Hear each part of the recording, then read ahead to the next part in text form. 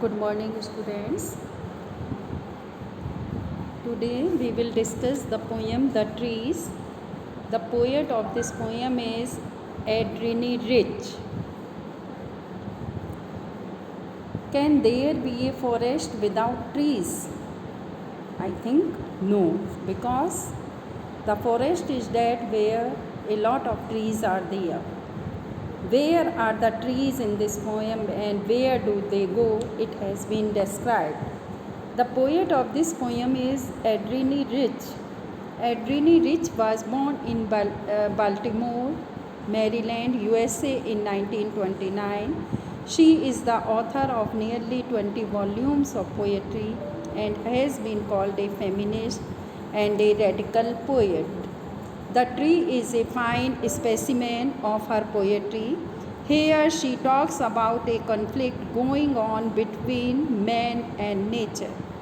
Man is responsible for spoiling the natural environment. Man is cutting down the forest trees for his selfish purpose. Even the trees growing around the houses cannot enjoy freedom.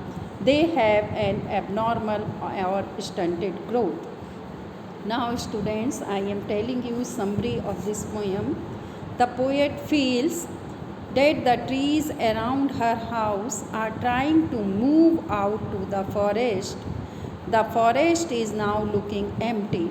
Birds have no place to live in this empty forest. The insects have no place to hide themselves. The sun has no shadows to cool its feet. This change has occurred because the trees in the forest have been cut down.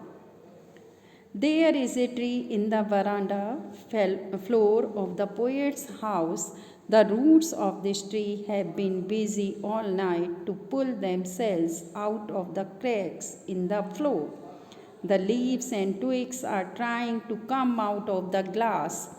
The boughs of the small potted trees are trying to move out towards the door. They look like patients who have been just discharged and who are moving towards the clinic doors in a half dashed condition. The poet sits inside her house writing long letters. She does not say anything about the departure of the forest from her house in her letters. She just looks at the full moon shining in the bare sky. She just smells the leaves and fungus while sitting in her room. The poet's head is full of many thoughts which come and go in whispers, but soon these thoughts will be silenced. The trees have actually started moving out of the house into the moonlit night. In this process, the window pane has been broken. Winds seem to be welcoming the trees. Now, even the moon is not fully visible. It seems to be like a broken mirror. Its pieces seem to be crowning the tallest of tree.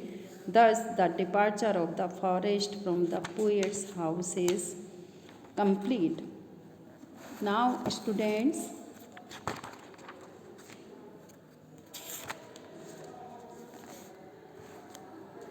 the substance of the poem is that in this poem the poet has written that we must allow the trees to grow in their natural surroundings. Trees should not be imprisoned inside the congested houses. When the roots of the tree cannot spread properly or the branches cannot breathe properly, it hurts the poet deeply. So, in this poem, there is a conflict between a man and nature.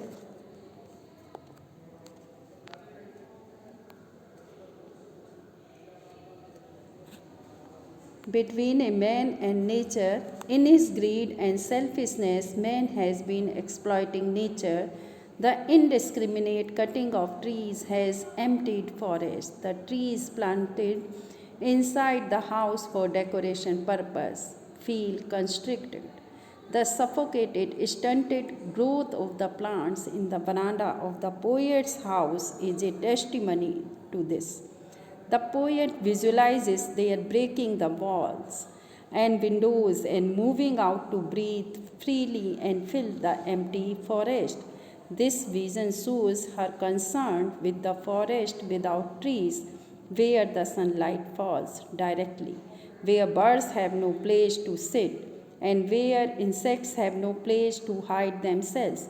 In this way, the poet brings out the conflict between man and nature, which must cease for the benefit of man at least. Thank you, students.